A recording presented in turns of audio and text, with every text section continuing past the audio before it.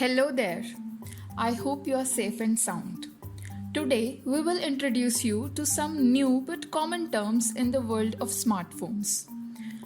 What makes a phone a smartphone? Think.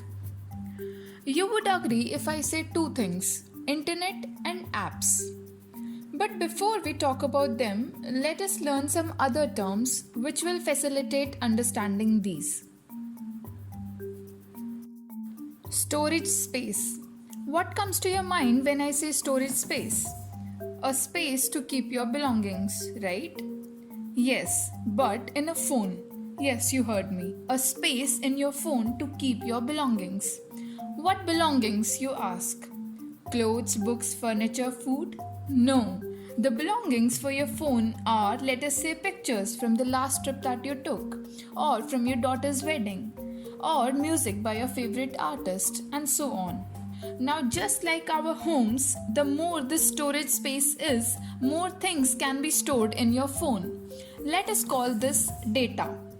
Now, data isn't just in our phones. It is in everyone's phone, and not just in phones, in computers, laptops, tablets, or servers, right? This brings us to our next topic, internet. Internet is nothing but a medium to connect all these and enable sharing of this data. That is, internet facilitates communication by sending or receiving data. Now, when you use internet to put data in your phone, it is called download. And when you use it to send data from your phone, it is called upload. Let me repeat. Data coming in your phone is download. Data going out from your phone is upload. To summarize, in this video, we try to understand four new terms: storage space, internet, download, and upload. If you are still not clear, go back and watch the video again. If you have doubts and questions, go to the comment section and share your doubts with us.